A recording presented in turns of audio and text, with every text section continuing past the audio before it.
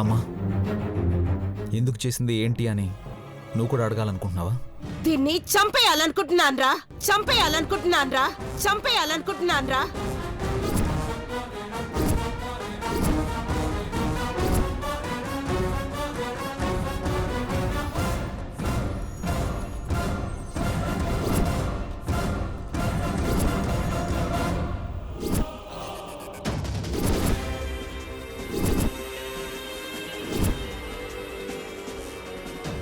ఏం చేసినా నా ఇష్టం, ఎవరేమన్నా ఏమీ చేయలేరన్న పొగరు ఎక్కువైపోయింది దీనికి.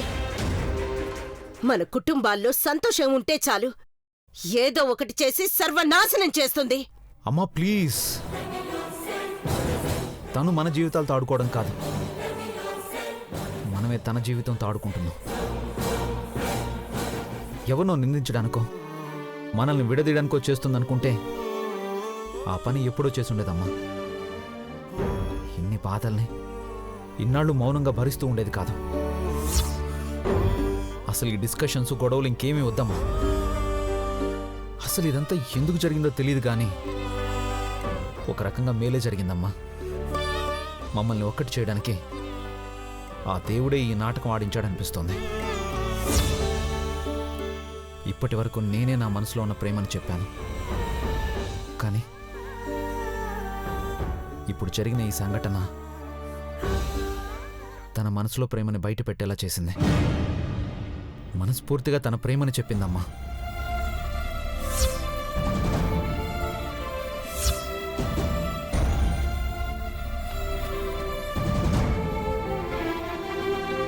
ఇప్పుడు మా బంధం పరిపూర్ణమైంది. ఇక ఎప్పటికీ విడిపోనంత గొప్పదైంది. మా మనసులు ఒక్కటైపోయాయి, మేమొక్కటైపోయాం.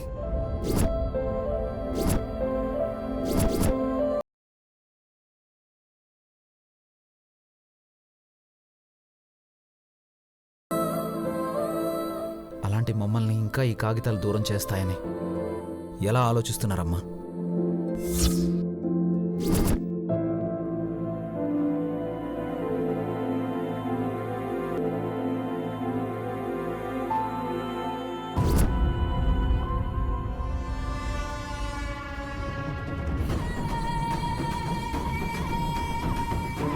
మధు, మధు, మధు, మధు, మధు.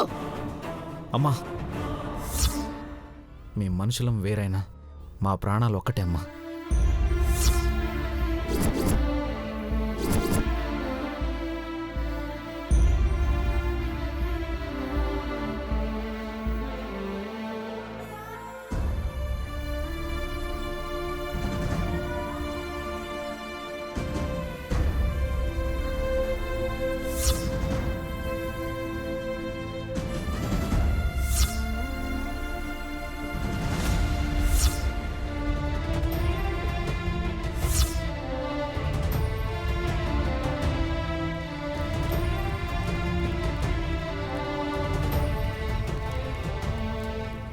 ఇప్పుడు నేను తగలబెడుతుంది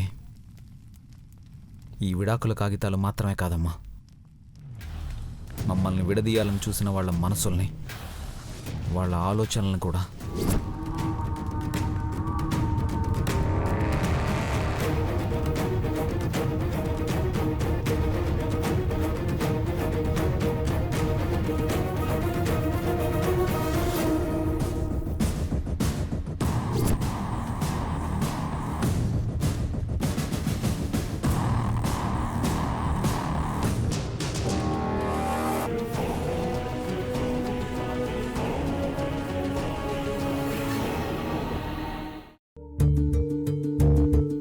వదిలి నేను ఉండాలనుకున్నా విధి ఉండనివ్వట్లేదు.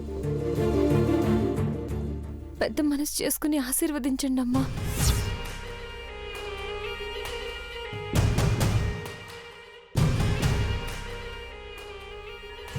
వదినా. బ్రాహ్మణి,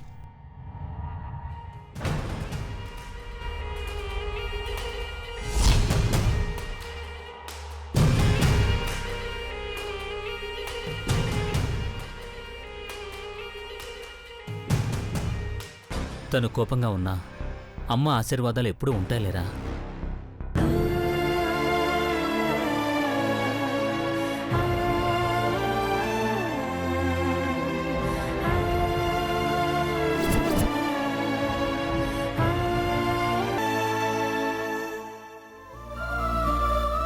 ఎన్నో గొప్ప ప్రేమ కథల గురించి విన్నాన్రా, కానీ ఒక గొప్ప ప్రేమ కథని కళ్ళారా చూస్తున్నాం.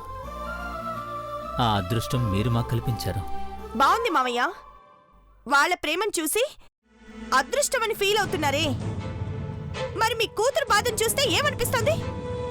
అసలు దాని బ్రతుకు గురించి ఏం ఆలోచిస్తున్నారు?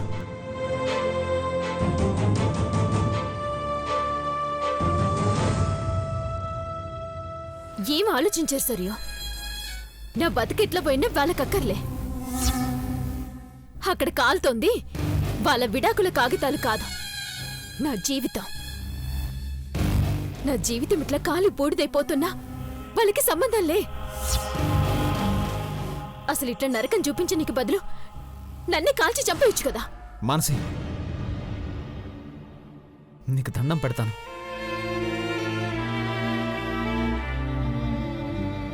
పోనీ నీ కాళ్ళు పట్టుకోమంటావా? ఏం చేస్తే నీ మనసు మారుతుంది? ఏం చేస్తే నువ్వు అర్థం చేసుకుంటావో చెప్పు.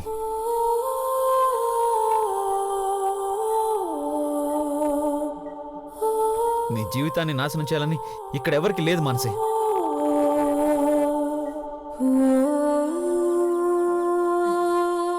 మనం అనుకున్న ప్రతిసారి మనకి 2 దారులు కనిపిస్తాయి. ఒకటే, దానికి ఎవరో కారణం అని చెప్పి వాళ్ళ మీద పగ ప్రతీకారాలతో రగిలిపోవడం. 2, అంతకన్నా మంచి జరుగుతుందనుకుని ముందుకు వెళ్ళడం. మా అందరి దురదృష్టం కొద్దీ నువ్వు ఆ మొదటి దారిని ఎంచుకున్నావు.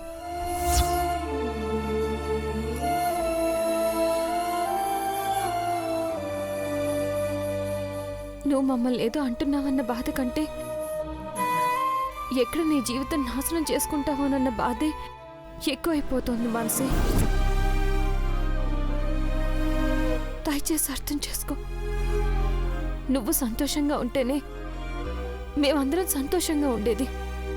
పీకల దాకా మెక్కినోళ్ళకి కడుపు మండే వాళ్ళ బాధ గురించి ఎట్లా తెలుస్తుంది? ఆ కడుపు మాడినప్పుడే తెలుస్తుంది. నీకు తెలిసే టైం వస్తుంది. మానసి, ఏంది నాన్న చెప్పండి. నా జీవితాన్ని నాశనం చేసింది కాక నీతులు చెప్తా ఉంటే మండిపోతుంది ఇక్కడ. నాకు కావలసింది చేయనప్పుడు ఏది చేయాలో అన్న ఉచిత సలహాలు ఏమి ఇవ్వకర్లే. ఏం చేయాలో ఎట్లా చేయాలో నాకు బాగా తెలుసు. మాన్సి, మాన్సి, మానసి,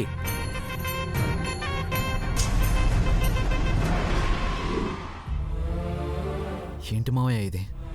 ఇక మానసి మారదా? తన సంగతి నాకు వదిలేరా.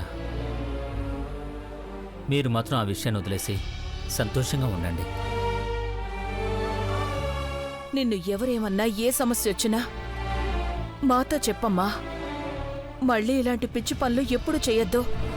సరే, వెళుస్తాం మావయ్య. అలాగే. వెళుస్తాం అత్తయ్య.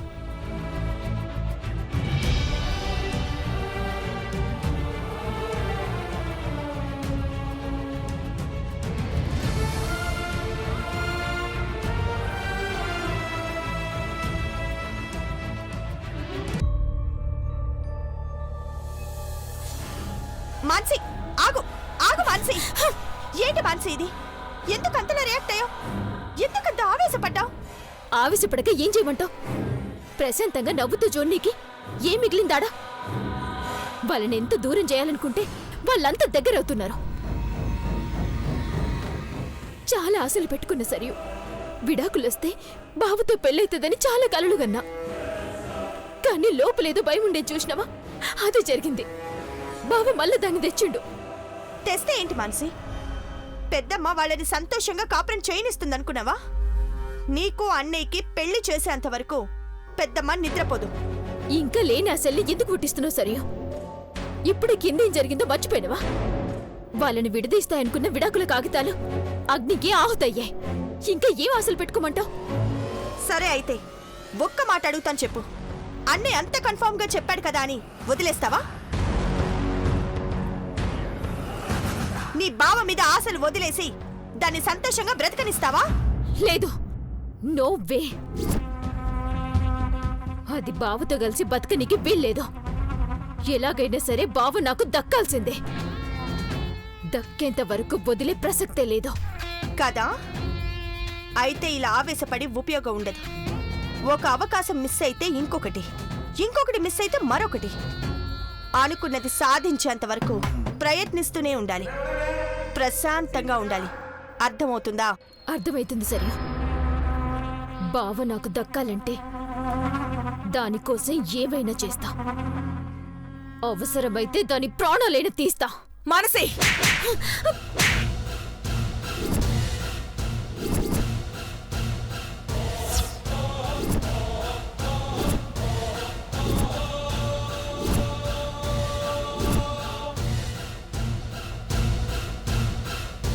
పిచ్చి పట్టిందే నీకు? నా కడుపులో చెడపుట్టావు కదే, చంపేస్తా నిన్ను. అమ్మా, చంపేస్తాను, భారతి ఆగు. చంపేస్తాను. భారతి వదులు. ఏం చేస్తున్నావు? లేకపోతే ఏంటండి? ఎలా తయారైందో, ఏం ఆలోచిస్తుందో చూడండి. మొదట్లో మధు గురించి ఆలోచించిందంటే మర్చిపోలేక ఆలోచిస్తోంది. మెల్లగా మర్చిపోతుందిలే అనుకున్నాం. కానీ కాలం గడిచే కొద్దీ ఆలోచించి ఆలోచించి పిచ్చిదాల్లా తయారవుతోంది.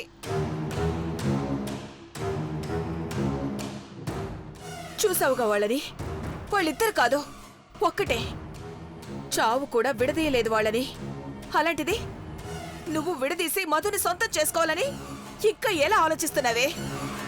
కలలో కూడా నీ కోరిక తీరదు. పిచ్చి పిచ్చి ఆలోచనలు మానేయ్.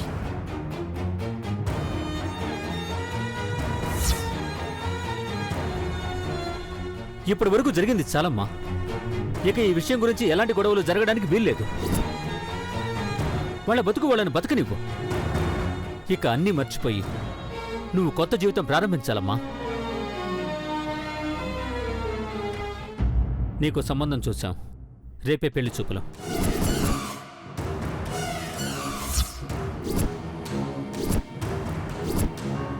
తరుణ్ సరయుల పెళ్లితో పాటే నీ పెళ్లి కూడా జరుగుతుంది. నాకే పెళ్లి అక్కర్లేదని చెప్పిన కదా. బలవంతంగా చేయాలనుకుంటే నా సవంతో చేయండి. Shut up Manasi, shut up Manasi.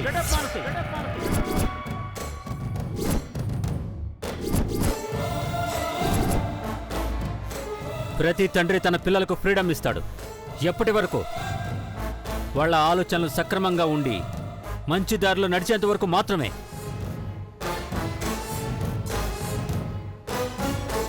కానీ దారి తప్పారని తెలిస్తే తిరిగి దారిలో పెట్టడానికి తనకి నచ్చింది చేస్తాడు.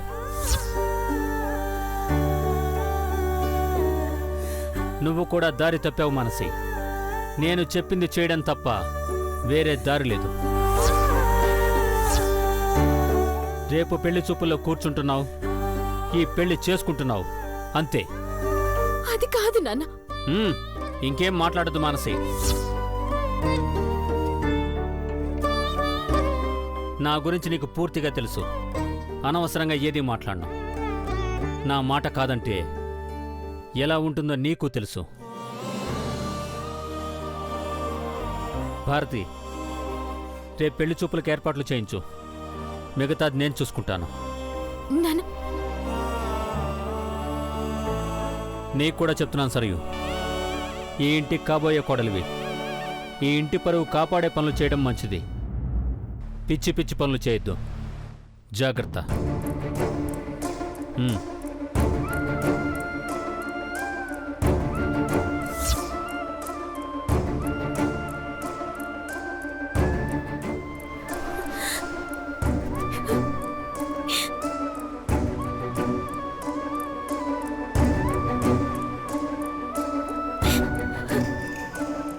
అవుట్. నా లైఫ్ మొత్తం అవుట్. నా జీవితంతో ఫుట్బాల్ ఆడుకున్నారు. నాకు వేరొకరితో పెళ్ళా?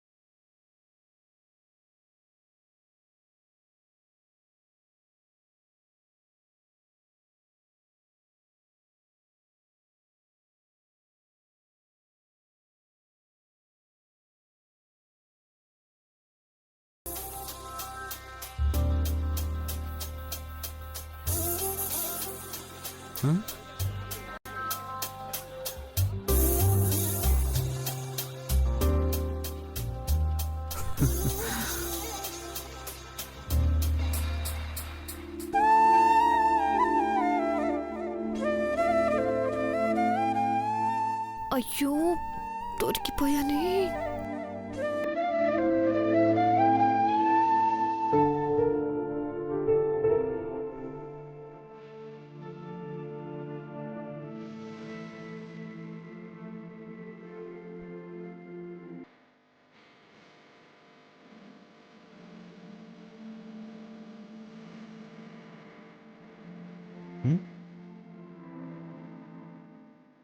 ఏం లేదు, ఇప్పుడే స్నానం చేసి వచ్చాను కదా, కొంచెం చలిగా ఉంటే. మీకు విషయం చెప్పనా?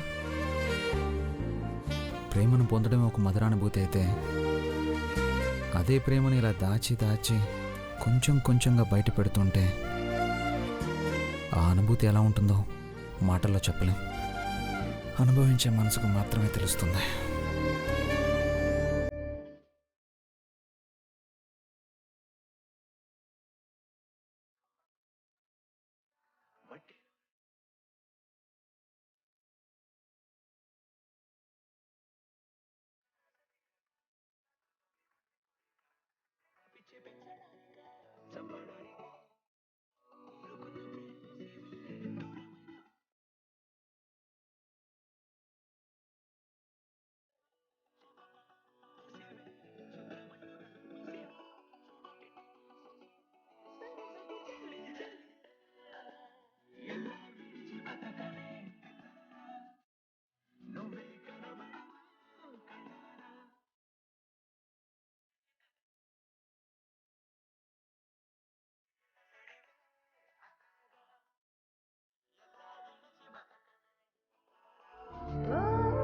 నా మనసులో ప్రేమని చెప్పాను.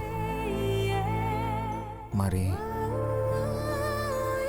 మరి ఆ ప్రేమ ఈ పెదాలకు తెలియాలి కదా.